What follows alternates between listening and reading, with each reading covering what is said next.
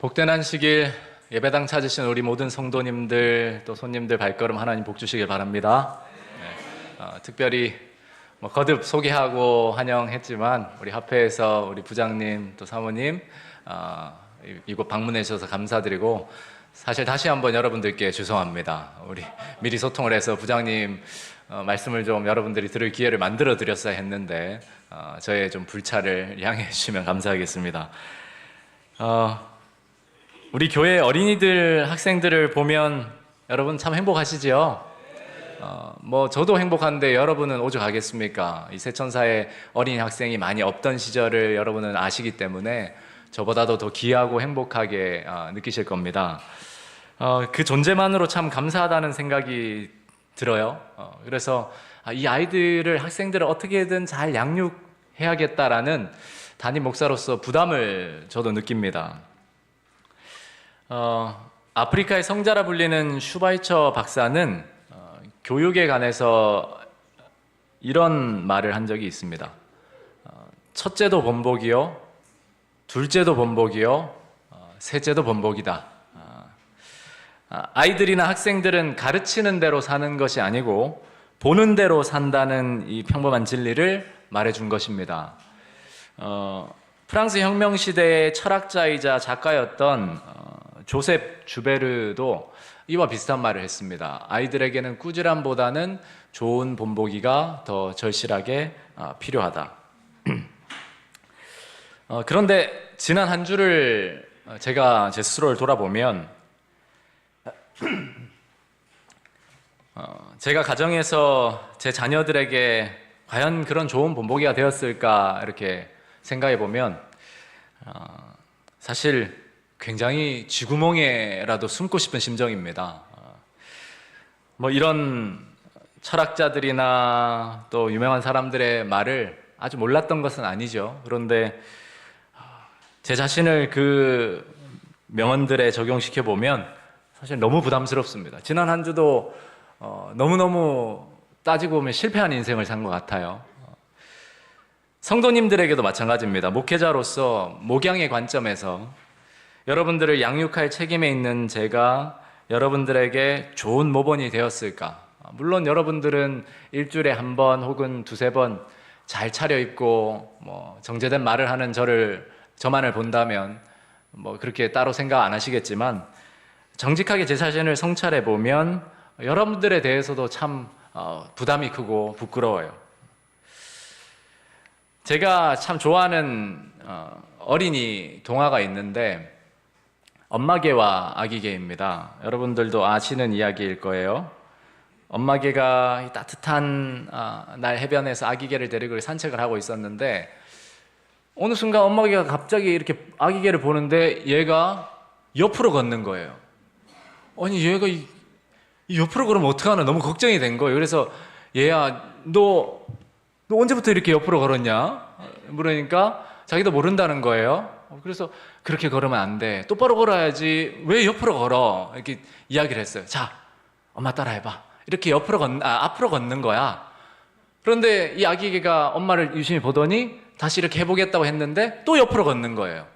엄마가 이제 조금 긴장이 된 거예요. 이러다가 지금 정말 자녀 교육 큰일 나겠다. 그게 아니라 앞으로 걸으라고 얘기한 거예요. 좀 참으면서. 그래서 조금 주눅이 든 이 아이가 앞으로 걸어보려고 했는데 어떻게 걷겠습니까? 또 옆으로 건 거죠. 그때부터 이제 엄마가 이 소위 멘탈이 흔들리시 하면서 아니 앞으로 걸으란 말이야. 앞으로. 그렇게 걸어선 인생을 못 살아. 야단을 치기 시작한 거예요. 여러분, 이 동화책에 나오는 이 이야기를 제가 언젠가 본 적이 있는데 꼭 제 모습 같더라고요. 꼭 제 모습.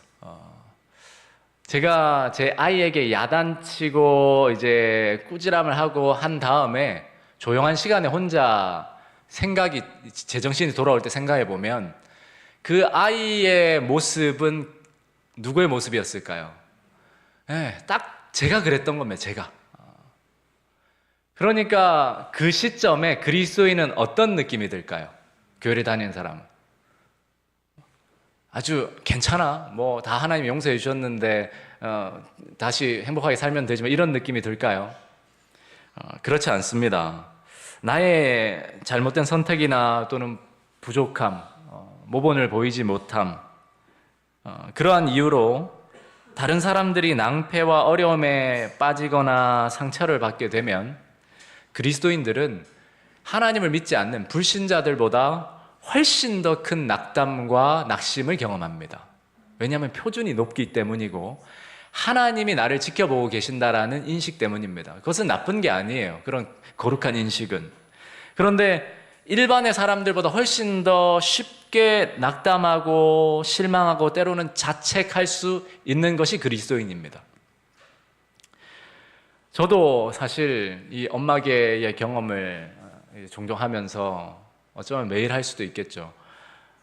참 낙심이 되고 자괴감이라고 하죠. 자괴감에 빠질 때가 많아요. 이 엄마계가 나중에 거울을 보다가 자기를 봤으면 얼마나 자괴감에 빠졌겠습니까? 이 아이가 나 때문에 이렇게 걷게 됐구나. 여러분, 그런데 이런 낙심과 실망의 위기 가운데에서 우리의 눈을 사로잡는, 또 우리에게 빛을 던져주는 말씀이 있습니다. 그것이 오늘 본문 말씀이에요. 사무엘상 30장 1절에서 6절 말씀을 우리 함께 보시겠습니다. 사무엘상 30장 1절에서 6절입니다. 다윗과 그의 사람들이 사흘 만에 시글락에 이른 때에 아말렉 사람들이 이미 네귿과 시글락을 침노하였는데 그들이 시글락을 쳐서 불사르고 거기에 있는 젊거나 늙은 여인들은 한 사람도 죽이지 아니하고 다 사로잡아 끌고 자기 길을 갔더라. 다윗과 그의 사람들이 성읍에 이르러 본즉 성읍이 불탔고 자기들의 아내와 자녀들이 사로잡혔는지라. 다윗과 그와 함께 한 백성이 울 기력이 없도록 소리를 높여 울었더라. 다윗의 두 아내 이스라엘 여인 아히노암과 갈멜 사람 나발의 아내였던 아비가일도 사로잡혔더라. 백성들이 자기들 때문에 마음이 슬퍼서 다윗을 돌로 치자 하니 다윗이 크게 다급하였으나 그의 하나님 여호와를 힘입고 용기를 얻었더라. 아멘. 네. 크게 다급하고 절망적인 형편에서 자신의 부족함과 그릇된 선택 때문에 빚어진 결과 자기의 가장 가까이에 있는 그러한 사람들에게 어려움을 주었다라는 그 자책감, 그런 큰 궁핍함 가운데, 위기 가운데 다윗이 여호와를 힘입어서 용기를 얻었다라고 말씀하고 있습니다. 이 말씀을 이번 주에 제가 이제 묵상하는데, 성경 본문으로 이렇게 묵상하는데 제게 큰 용기가 됐어요. 희망을 줬습니다. 다윗이 정말 처했던 위기가 어떤 면에서는 저와 비슷한 위기잖아요. 다윗이 잘못 선택하고 다윗의 불신 때문에 그의 어떤 그릇된 판단 때문에 끔찍한 일이 벌어졌고 다른 사람들까지 이렇게 어려움에 처한 거예요. 그래서 여기 보시면 그렇게 다윗을 잘 따랐던 사람들까지도 너무 슬프고 낙담이 되어서 다윗에게 돌을 던지려고까지 한 거예요. 얼마나 큰 위기입니까? 그런데 이 군급함 가운데서도 다윗은 하나님 여호와를 힘입고 용기를 얻었다라고 성경은 말씀하고 있습니다. 도대체 그러면 여호와를 힘입는다는 것은 구체적으로 무엇을 의미하는 것일까?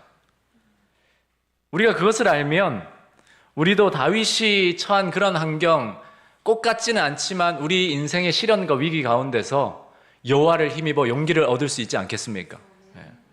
그래서 오늘은 여호와를 힘입는 신앙이 무엇인지에 대해서 본문 속에서 하나님의 주시는 말씀의 보화를 함께 찾아보려고 합니다.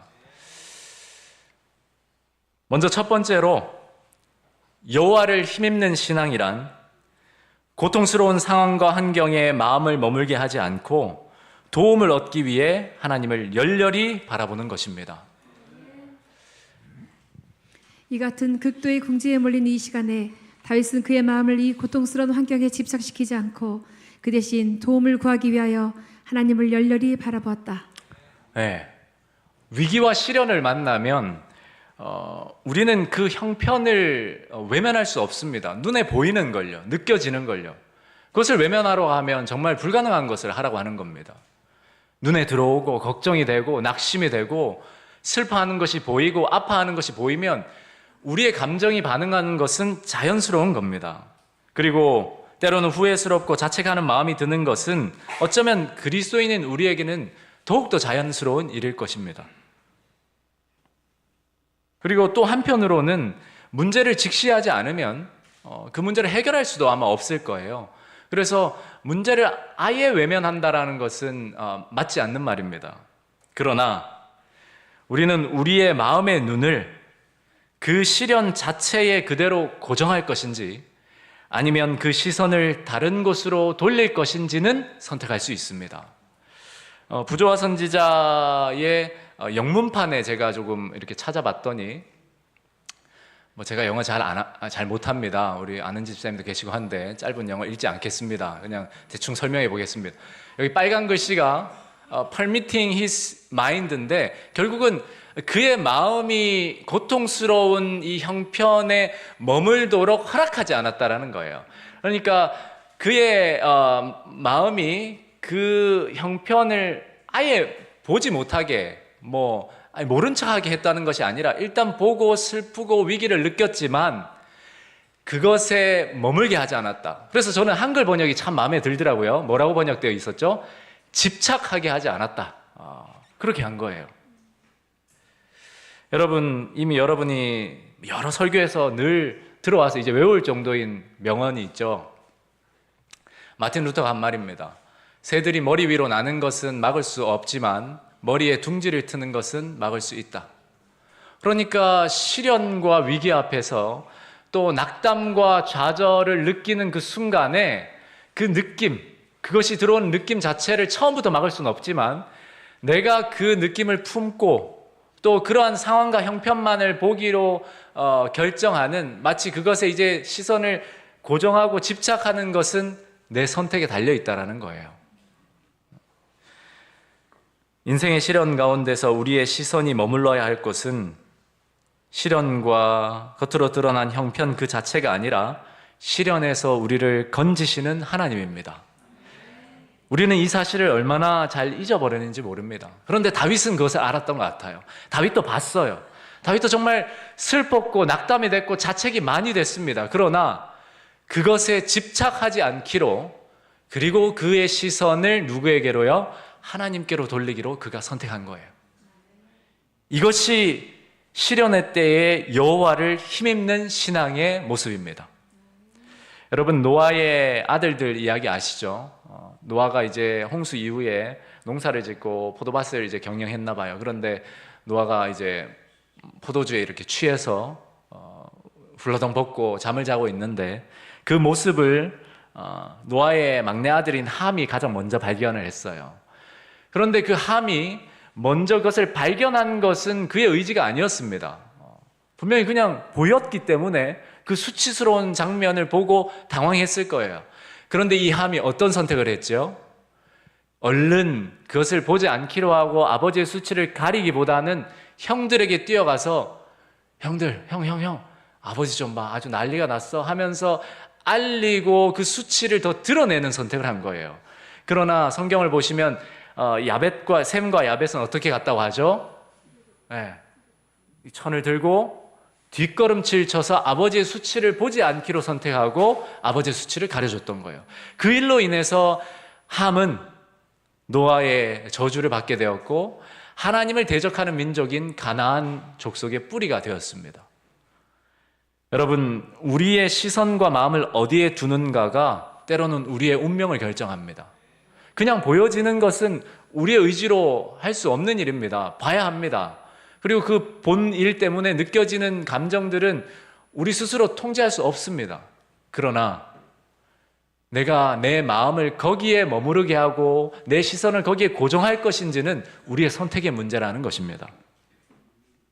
다윗은 사실 따지고 보면 생각할 게 많았습니다.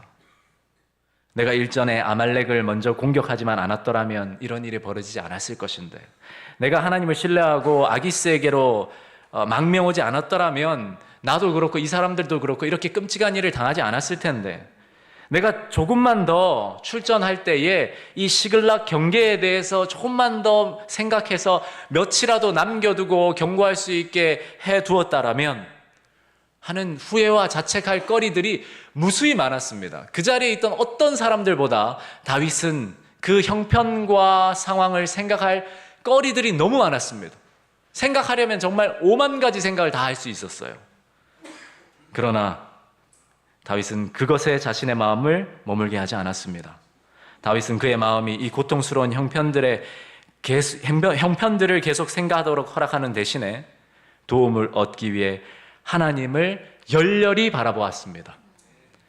여러분, 우리의 마음은 시련과 고난, 또 어려운 형편 상황 속에서 어디를 바라보고 있고 또 어디에 놓여져 있습니까?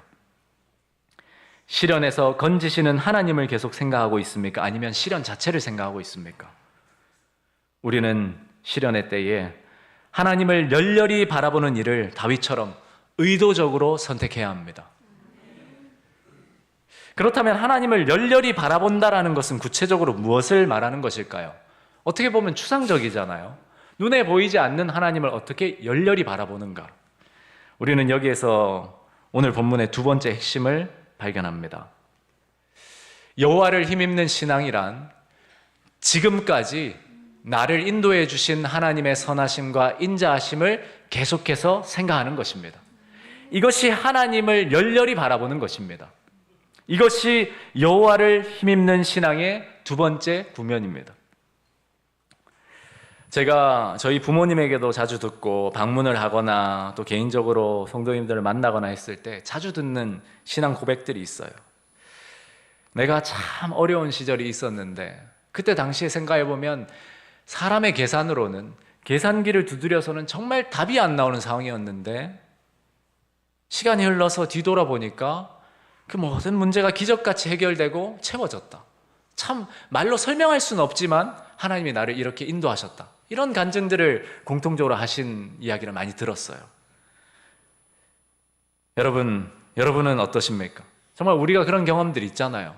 우리가 다 당장 이 문제를 계산해보면 답이 안 나오는 상황인데 나중에 시간이 흘러 뒤로 돌아보면 기적과 같이 그 문제가 해결됐고 하나님이 인도하셨던 그 일들. 여러분, 바로 그렇게 우리를 인도하신 하나님의 선하심과 인자하심을 계속 되뇌이고 의도적으로 생각하는 것이 여호와를 힘입는 것이고 하나님을 열렬히 바라보는 것입니다. 여러분, 다윗이 도움을 얻기 위해서 하나님을 열렬히 바라보는 것은 단순히 기도를 열심히 했다라는 말이 아닙니다. 물론 다윗이 기도를 했지요. 그러나 이 말씀, 다윗이 하나님을 열렬히 바라보고 용기를 얻었다는 이 말씀은 잘 보시면 다윗이 기도 드리기 전에 일어난 일입니다. 백성들이 자녀들 때문에 마음이 슬퍼서 다윗을 돌로 치자 하니 다윗이 크게 다급하였으나 그의 하나님 여호와를 힘입고 용기를 얻었더라. 다윗이 아히멜렉의 아들 제사장 아비아달에게 이르되 아비아달이 에봇을 다윗에게로 가져가매 다윗이 여호와께 묻자와 이르되 내가 이 군대를 추격하면 따라잡겠나이까 하니 여호와께서 그에게 대답하시되 그를 쫓아가라. 내가 반드시 따라잡고 도로 찾으리라. 여러분, 본문을 한번 보세요. 다윗은 하나님께 기도 드리기 전에 이미 그의 하나님을 힘입고 용기를 얻었습니다. 여러분, 그가 기도한 것은 하나님 용기를 주세요라고 기도하지 않았어요. 그가 기도한 것은 용기를 얻었기 때문입니다. 여러분, 우리가 착각해서는 안 됩니다. 하나님 용기를 주세요. 그 기도가 나쁘다고 할 수 없지만 우리는 하나님을 열렬히 바라봄으로 용기를 얻어서 기도해야 합니다. 다윗이 기도한 것은 용기를 얻었기 때문이고 그가 그 용기를 가지고 하나님께 담대히 나아가서 도움을 청하였습니다. 그래서 그에게 이 아비아달에게 에봇을 가져오라고 해서 하나님의 뜻을 물었던 거예요. 영어 성경이나 다른 번역들로 보시면 그 의미가 더 풍성하고 분명하게 드러납니다. 다윗은 주 그의 하나님 안에서 스스로 용기를 얻었더라. 다윗은 그의 하나님 여호와를 의지해 용기를 냈습니다. 하지만 다윗은 하나님을 생각하고는 기운을 냈다. 우리 나중에 영어는 우리 안현지 집사님 한번 낭독해 주셔도 좋을 것 같아요. David encouraged himself in the Lord his God. 그러니까 자기 스스로 용기를 냈다란 말인데 누구 안에서요? 하나님 안에서. 그러니까 여러분, 낙심되고 시련이 있을 때 기도하기 전에 먼저 여러분이 뭘 가지셔야 합니까? 용기를 가지셔야 돼요. 용기를 가지지 않으면 기도도 힘이 없습니다. 용기 없는 기도는 아무런 응답이 없어요. 여러분을 어떻게 지금까지 인도하셨고 여러분을 얼마나 사랑하셨는지를 하나님에 대한 그 사랑과 인도하심을 생각함으로 용기를 얻은 자가 기도할 수 있습니다. 그러니까 우리의 기도가 달라져야겠죠. 하나님 용기를 주세요. 용기를 주세요. 그 기도를 하기 전에 그 기도도 좋지만 하나님이 얼마나 여러분들을 신실하고 선하고 또 인자하게 인도해 오셨는지를 생각해 보는 겁니다. 과거에 하나님께서 나를 버리신 적이 있었는가? 하나님께서 내 필요를 어떻게 채우셨는지를 생각하는 거예요. 여러분, 인생의 시련 가운데서 무엇이 여러분에게 용기를 줄 수 있을까요? 돈, 명예, 지위, 지식, 부모, 자녀. 물론 그런 것들도 여러분들에게 용기와 힘을 줄 수 있죠. 그러나 그 모든 것들이 한순간에 날아간다면 어떻게 하겠습니까? 다윗이 그랬잖아요. 돈도 날아가고 자식들도 날아가고 친구도 날아가고 그 모든 것이 날아간 상황에서 그에게 용기를 주었던 것이 무엇입니까? 하나님의 인도하심, 하나님의 함께 하심이지 않았습니까? 통계청에 따르면 지난해 1월부터 12월 고의적인 자해로 인한, 그러니까 자살자 수죠, 14,439명. 작년 한 해 하루에 40명씩 스스로 목숨을 끊은 겁니다. 오늘도 40명이 스스로 목숨을 끊습니다. 여러분, 왜 이토록 많은 사람들이 인생의 위기를 맞아서 살아갈 용기를 내지 못할까요? 돈도 명예도 지위나 지식도 결국 인생의 위기 앞에 아무 힘이 없어질 때가 오면 여러분은 어떻게 하시겠습니까? 그러므로 우리는 우리를 인도하신 하나님의 선하심과 인자하심을 생각함으로 여호와를 힘입는 신앙을 해야 합니다. 한번 생각해 보십시오. 하나님이 우리를 버리신 적이 있습니까? 우리가 어떠한 형편에서라도 하나님께 용서를 구하고 나아올 때 하나님이 우리를 거부하신 적이 있습니까? 아니요. 탕자의 비유에서 그대로 나오잖아요. 무엇을 더 말할 수 있겠습니까? 다 받아주시잖아요. 우리를 향해 오래 참으신 그 인자하심과 예수님 안에서 우리를 받으신 그 용서와 사랑을 생각해 보십시오. 신앙이 처음이라서 하나님의 인도하심의 역사가 길지 않아 나는 생각할 것이 별로 없는데요 하시는 분이 계십니까? 여러분이 태어나서 이 자리에 있기까지 그냥 우연히 운이 좋아서 이 자리에 있게 된 것일까요? 하나님께서 천사들로 여러분은 몰랐어도 늘 여러분을 지키시고 붙드시고 보호하셨음을 모르시겠습니까? 위험한 일로부터 위기의 때에 하나님은 여러분과 함께 계셨고 여러분을 여기까지 인도하셨습니다. 그것이 믿어지지 않는다면 갈보리에 세워진 그리스도의 십자가를 한번 생각해 보십시오. 그 십자가는 누구를 위해 세워지고 누구를 위해 피 흘려졌습니까? 예배 잘 드리고 11금 잘 내는 교인들을 위해 세우셨습니까? 예수님이 뭐라고 말씀하셨습니까? 예수께서 들으시고 이르시되 건강한 자에게는 의사가 쓸데없고 병든 자에게래야 쓸데있느니라. 너희는 가서 내가 긍휼을 원하고 제사를 원하지 아니하노라 하신 뜻이 무엇인지 배우라. 나는 의인을 부르러 온 것이 아니요 죄인을 부르러 왔노라 하시니라. 아멘. 여러분, 갈보리 십자가에서 독생자를 내어주신 그 사랑의 희생은 여러분의 삶을 구원으로 인도하시기 위한 하나님의 결정적인 역사이고 그 역사는 지금도 하늘 성소에서 우리를 위해 중보하시고 신원하시는 그리스도의 사역을 통해 이어지고 있습니다. 그러므로 우리는 인생의 시련 가운데서 우리를 인도하신 하나님의 선하심과 인자하심을 생각함으로 용기를 내야 합니다. 우리말 번역은 용기를 얻었다고 하지만 사실은 하나님을 생각함으로 용기를 낸 것이 저는 더 적합한 표현이라 생각합니다. 여러분, 새 천사 가족들은 용기를 내야 합니다. 하나님을 생각함으로 용기를 내야 합니다. 그것이 여호와를 힘입는 신앙입니다. 다윗의 추종자들은 불만과 조급함으로 그들의 고통을 배나 더 크게 하였으나 하나님의 사람은 슬퍼해야 할 이유가 더 컸을지라도 스스로 꿋꿋함을 드러내었다. 네, 슬퍼할 이유가 더 적어서 용기를 낸 게 아니에요. 가장 많은 다윗이었습니다. 자책도 가장 많이 할 수 있는 다윗이었고 후회도 가장 많이 할 수 있는 다윗이 하나님의 인도하심을 생각함으로 꿋꿋이 용기를 냈습니다. 용기를 내세요. 하나님을 생각하시면 그 용기가 얻어지고 용기를 낼 수 있다라는 것입니다. 그래서 오늘 성경 봉독절에 나온 이 시편 56편의 말씀을 다윗이 찬양한 거예요. 내가 두려워하는 날에는 내가 주를 의지하리다. 내 평생의 선하심과 인자하심이 반드시 나를 따르니니 내가 여호와의 집에 영원히 살리로다. 네, 자신의 삶을 인도하신 그 하나님의 선하심과 인자하심에 대한 확신이 있었기 때문에 앞으로도 그 인자하심과 선하심이 자신을 따른다, 이끈다라는 걸 고백할 수 있었던 거예요. 저는 이러한 여호와를 힘입는 신앙이 우리 새천사 가족들에게 굳건히 세워지기를 예수님 이름으로 축복합니다. 다윗처럼 위기의 순간에 시련의 때에 우리를 인도하신 하나님의 선하심과 인자하심을 생각할 때 우리는 미래에 대해 두려워하지 않고 전진할 용기를 얻게 될 것입니다. 우리가 현 위치에 이르기까지 한 걸음 한 걸음씩 전진하며 여행한 우리의 과거 역사를 회고해 볼 때 나는 하나님을 찬양하자고 말할 수 있다.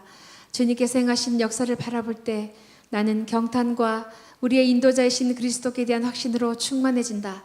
우리는 주님께서 우리를 인도해 오신 길과 우리의 과거 역사를 통하여 주신 그분의 가르침을 잊어버리는 것 외에는 미래를 위하여 두려워할 것이 전혀 없다. 아멘.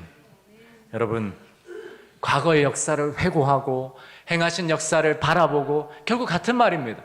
하나님이 우리의 삶을 어떻게 인도해 오셨는지를 생각하면 용기가 나고 미래를 위해 두려워할 것이 없다라는 거예요.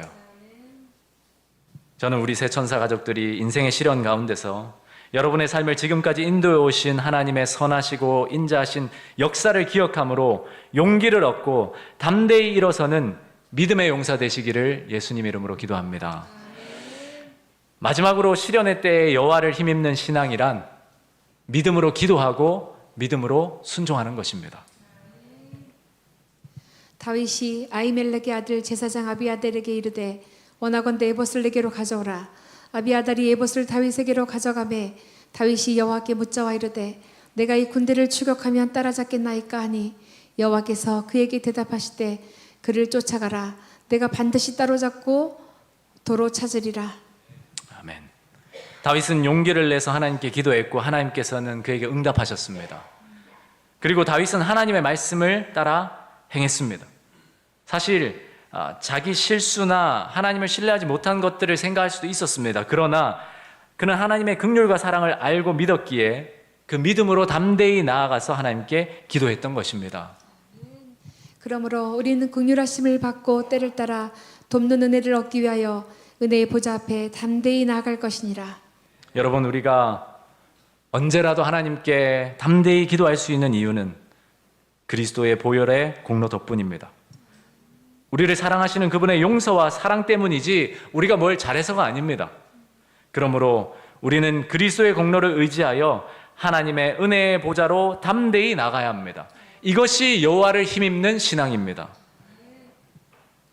기도의 자리에서 하나님께 모든 것을 털어놓고 그분의 도우심을 구하는 것은 우리의 특권이라고 말하고 있습니다. 죄인이 실수를 범할지라도 그는 무자비하게 쫓겨나지 않는다. 그러나 그의 유일한 희망은 하나님께 대한 회개와 주 예수 그리스도를 믿는 믿음이다. 우리의 범죄와 죄악을 용서해 주는 것은 아버지의 대권이다. 왜냐하면 그리스도께서 우리의 죄악을 친히 담당하셔서 우리의 형벌을 중지하시고 우리에게 당신 자신의 의를 은입해 주셨기 때문이다. 다시 말씀드리지만 우리는 담대하게 믿음으로 기도해야 하고 믿음으로 순종해야 합니다. 다윗은 온 힘을 다해서 아말렉을 추격했습니다. 오늘 퀴즈에도 나왔죠. 600명을 데리고 추격했는데 얼마나 빨리 추격을 했는지 많은 군인들이 지쳐버렸어요. 남는 자 남겨놓고 또 따라갔어요. 그리고 하나님의 말씀을 믿고 싸워서 이겼습니다. 우리 또한 우리 기도에 하나님께서 응답하실 때 그 말씀을 믿음으로 따라야 합니다. 우리의 최선을 다해야 하고 그 말씀에 대한 신뢰를 나타내야 합니다. 오늘 본문 8절에 내가 이 군대를 추격하면 따라잡겠나이까? 라고 다윗이 물었던 것은 아멜렉 사람들이 시글락을 침노하고 간 시점이 적어도 사흘 이상 벌어져 있었고 그들은 낙타를 타고 다니는 아주 기동력이 좋은 민족이었기 때문에 사실상 추격이 힘들다는 판단이 내려졌기 때문입니다. 미디안과 아말렉 사람들이 그 기드온과 300명 군사들과 전쟁할 때도 늘 갑자기 나타나서 막 모든 수확물을 다 탈취해가고 약탈해가면서 또 싹 사라지고, 얼마나 기동력이 좋았는데요. 그렇게 생각해 보면 다윗의 판단에 이거는 못 따라잡을 수도 있겠다, 사실 불가능하다 판단이 내려졌을 거예요. 그러나 기도했습니다. 내가 군대를 추격하면 따라잡겠습니까? 그때 하나님 뭐라 말씀하셨죠? 내가 반드시 따라잡고, 여기서 끝난 게 아닙니다. 뭐라고 했죠? 도로 찾으리라. 약속을 주신 거예요. 그러니까 다윗이 그냥 따라잡는다 해서 그냥 뛰어간 게 아니라, 다윗은 믿음으로 기도했고 하나님의 말씀을 믿음으로 온전히 받아들였습니다. 반드시 따라잡는다, 반드시 도로 찾는다. 하나님의 이 약속을 다윗은 믿었습니다. 여러분이 아시는 대로 온 힘을 다해 다윗과 그의 군사들은 아말렉을 추격했고, 만나서 싸워 이김으로 온 가족과 소유물들을 하나도 빠짐없이 되찾았고, 오히려 더 많은 소유물을 얻게 됐습니다. 그것은 하나님께서 아말렉 사람들을 통제하셔서 그들이 한 사람이라도 다윗의 식솔들을 해하지 못하도록 하셨기 때문입니다. 여러분, 하나님은 우리의 삶을 다스리시는 분이시고 온 우주의 통치자이십니다. 그분은 우리가 찾지 못하는 시련을 극복하는 길을 알고 계시고, 우리가 어떻게 할 수 없는 상황을 통제하고 계십니다. 결국 우리가 하나님 여호와를 힘입는 신앙을 한다면 우리 삶에 그분의 능력과 은혜가 임하여 우리에게 가장 유익하고 복된 결과로 우리의 삶을 인도하실 것입니다. 저도 가끔 이런 생각을 해요. 자녀를 키우면서 첫째가 이제 9학년에 올라가는데, 나의 부족함과 이 본성의 이 죄 많음, 그러니까 이렇게 쪼잔하게 태어나고 이렇게 흠도 많은 이 사람의 아들로 태어난 얘가 무슨 책임이 있을까? 그리고 하나님의 말씀대로 좀 더 양육해야 됐는데 게을렀고 무너졌고 실수해서 참 상황이 제가 보기에는 막막하고 답이 없어 보일 때, 여러분, 하나님의 인도하심을 생각하고 용기를 내야겠다고 저는 결심한 거예요. 그리고 담대하게 하나님께 나아가서, 하나님, 이 상황을 회복할 수 있을까요? 하나님, 제가 이것을 만회할 수 있을까요? 라고 기도할 수 있는 거예요. 그럼 하나님 뭐라고 말씀하시죠? 내가 반드시 찾겠고 회복하겠고 반드시 도와주리라. 여러분, 그러므로 시련을 만나거나 어려운 형편을 만나거나 또는 나의 과오나 실수와 부족함으로 모든 상황이 아프고 암담하고 슬프게 느껴질 때, 다른 사람들조차도 낙심하여 나를 버리고 떠나려 할 때, 그런 군급한 위기의 상황 속에서도 고통스러운 상황과 환경에 내 마음을 머물게 하지 않고 도움을 얻기 위해 하나님을 열렬히 바라봅시다. 열렬히 하나님을 바라보는 것은 지금까지 나를 인도해 주신 하나님의 선하심과 인자하심을 계속해서 생각하는 것입니다. 소그룹에서 끊임없이 그것을 생각하고 나누세요. 한 주 동안 이렇게 나를 인도하셨습니다. 그것이 다른 사람에게도 용기를 줍니다. 그렇게 하면 우리는 다시 살아갈 용기가 나고, 다시 기도할 용기가 나고, 다시 일어설 용기가 납니다. 하나님의 선하심과 인자하심이 의심될 때에는 그리스도의 갈보리 십자가를 바라보시기 바랍니다. 그것이 하나님의 선하심과 인자하심의 극치이고 우리에게 나타나신 가장 큰 구원의 역사입니다. 그리고 용기를 얻은 뒤에는 담대히 믿음으로 기도하고 주님 주시는 말씀에 믿음으로 순종합시다. 바로 이것이 여호와를 힘입는 신앙이며 오늘 저와 여러분들에게 하나님이 원하시는 믿음의 삶입니다. 저는 이러한 신앙생애가 우리 인천 새천사 가족 모두에게서 나타나 다음 한 주 우리 각자의 하늘 기록 책에 인천 새천사 성도들이 여호와를 힘입고 용기를 얻었더라고 기록되어지기를 예수님 이름으로 축복합니다. 우리 함께 이제는 곁에 계신 분들과 오늘 말씀의 은혜를 나누시고 또 결심하시는 시간을 갖겠습니다. 두 분과 세 분 짝을 지어주시고, 오늘 처음 오신 손님들은 우리 새천사 가족들이 잘 찾아서 짝을 지어주시면 감사하겠습니다.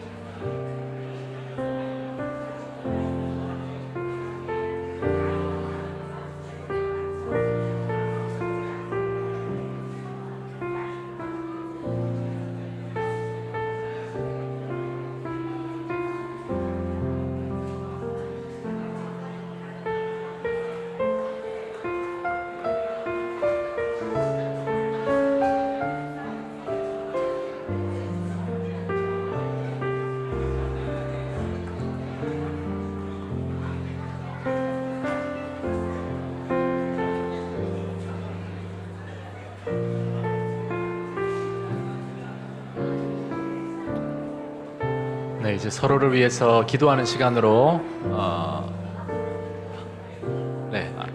따로 기도하지 않고 시간이 되는 데까지 함께 말씀을 나눠주시기 바랍니다. 네.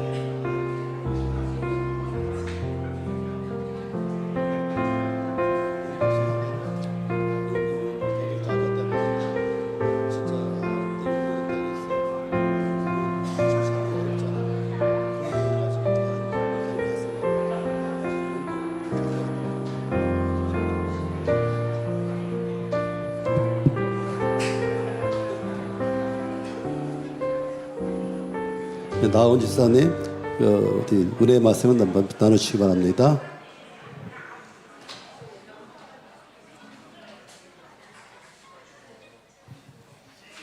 이번 한 주 이제 묵상을 하면서 또 목사님의 설교를 들으면서 이제 좀 느낀 점을 좀 간략히 말씀드리겠습니다. 저희 세천사교회 성도님들 혹시 능력이 좋으신 분들이 많으시죠? 운도 좋으신 분들이 많으시죠? 저는 뽑기 운 이런 것도 없더라고요. 그래서 능력도 없고 운도 별로 없는 전데 또 불행한 일들도 많습니다. 생활 살다 보면 근심과 걱정이 많고요.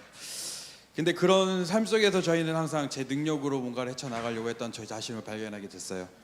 그리고 해결이 안 될 때 주변의 어떤 환경이나 타인의 도움으로 해서 이제 좀 운이 좋았으면 잘 해결되지 않았을까라는 생각도 불평불만도 해봅니다. 근데 또 저희는 인간의 또 이기심으로 약간 즉문즉답을 요구할 때가 있는 것 같아요. 당장 어려움이 있으면 당장 해결을 받았으면 좋겠고 그 시간이 길어지면 길어질수록 불평불만도 많아지고요. 그러다가 이제 하느님을 찾는 일을 더 등한시하게 되고 그 안 좋은 상황만 계속 보게 되는 것 같아요. 그래서 이번 설교를 들으면서 담대하게 하나님을 계속 생각하고 나아간다면 그런 저희가 어떤 시련과 안 좋은 일이 있을 때 나중에 돼서 주님께서 나를 좋은 길로 이끌으셨다라는 것을 느끼지 않을까 합니다. 그래서 이 시간을 통해서 저희 성도님과 저와 함께 모두 담대히 나아가는 저희 세천사교회 성도님이 됐으면 좋겠습니다. 나온 지사님, 주님의 이름으로 축복합니다. 헌금 시간입니다. 주라 그리하면 너에게 줄 것이니 곧 후일이여 누르고 흔들어 넘치도록 하여 너에게 안겨주리라. 너희의 헤라림은 그 헤라림으로 너희도 헤라림으로 도를 받을 것이니라. 누가복음 6장 38절의 말씀입니다. 헌금하시겠습니다.